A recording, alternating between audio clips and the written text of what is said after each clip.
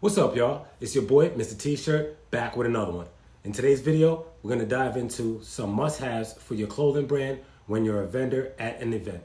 Whether it's a local market, a pop-up shop, networking event, whatever kind of event, these essentials will ensure your booth stands out and that your brand shines. So sit tight and let's jump in.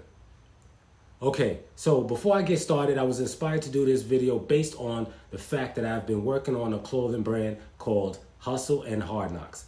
And if you'd like to check it out, I'll also leave it in the description below.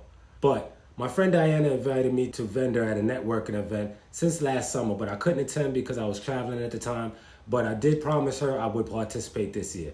However, this year I didn't vend as Invested Custom Apparel, which is my full-time business, but instead I said, let me do a soft launch of my clothing brand just to get an idea of what people thought of the designs and the material.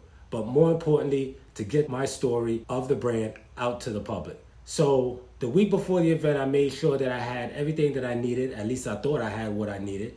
But it was my first event being a vendor with this brand, so I knew by the end I would have a couple of things to take note of for next time. And guys, make sure you watch this video till the end, as I'll play some clips from the actual event I attended. This way you can also see some of the other vendors and their setups. But the first thing I made sure of is that I had enough inventory of each design and in each size. Better to have too many than too little, because nothing's worse than running out of your most popular item halfway through the event. Next, I made sure I had something to display my shirts on. As I was pressed for time, I wasn't able to get a display rack, but I called my friend and I asked if tables would be provided, and she let me know that they were. If not, I do have my own 6-foot table that I could bring. Another key important thing is always make sure to speak to the host or event planner and find out what's included in your vendor fees, as well as how many people to expect. The next thing I made sure I had was marketing materials. I got little 5x7 flyers with all the brand's social media info. You don't want to use your own personal social media info, but that of the business. Professionalism is very important when starting up your own clothing brand. So I also incorporated a QR code on the flyer that will send the customer straight to the website.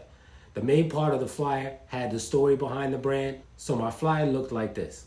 So I had about 100 of these flyers printed. Being my friend was expecting anywhere from 85 to 100 people, I included other vendors, so for now I thought 100 was enough. Not only that, but inside of each shirt packaging had a flyer as well. So there was a little over 100 flyers. Something else I did was to make sure my logo was visible where potential customers could see it from far. So I created a poster board with just the logo and another just being a larger size of the flyer. Again, with the story behind the brand. Now, we can't make money if we don't have multiple ways to accept payments. You gotta remember, cash is becoming scarce. Majority of people are either using Cash App, Zelle, or debit cards. But with my regular business, I use Square to invoice my customers. So all I did was make sure to bring my laptop, my swipe device that plugs into the side of my laptop. And to tell you the truth, I forgot to bring my cash box, but it was all good because the sales I got were all paid with Cash App or Zelle. Now, I would still bring a cash box for those who do have cash and want to purchase the items. It's also a good idea to have change in that cash box, so you may want to have maybe at least $100 in change to give your customers in case they need it. Now, I kind of have mixed emotions about having a price list visible, and here's why. And let me know in the comments below if you feel the same or if you have a different opinion. Having a visible price list, yes, it's good, but it can also cause you to lose a potential buyer. Let's use us for an example. How many times have you went somewhere, saw prices displayed, and automatically said to yourself, oh, that's too much, and kept walking, without really looking into the product or item versus not seeing a price and now walking up to the vendor and now looking closely at the item and asking, how much is this? I feel like this gives you the opportunity to really sell your item by maybe telling them the story behind your brand, letting them feel the quality of your item, and then finally telling them the price. You never just want to answer the question with a direct price. It sounds like your brand has no substance, at least to me it does. For example, for my brand, we take a small portion of each shirt sold, and every month we choose one small business to donate the proceeds to. Another thing that shows courtesy is to provide eco-friendly shopping bags for customers to carry their purchases. Now, a couple of things I noticed that a few of the other vendors did have were sign-up sheets to collect names and emails. This is a great way to keep future potential buyers engaged in what your business is doing. Sending out email blasts about new product releases, sales, or even special events is an efficient way to attract new customers.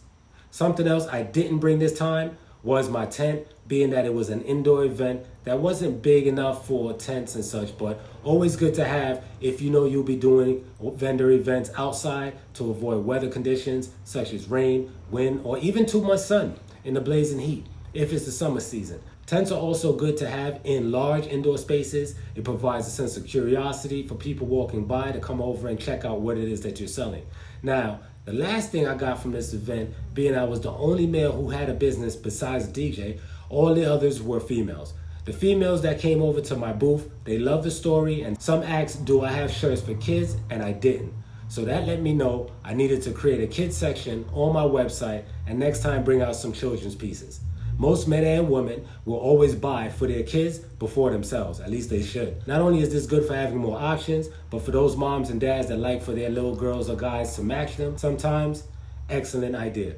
For example, when I go to buy sneakers for myself, I tend to always look for the same pair for my kids as well. These are a couple of things I'll improve on for my next show, which is a car show later on this month. And as I promised, I'm going to show you guys a recap now of the event. So sit tight and let's check out the Press by Divas Dinners event that I did earlier this month.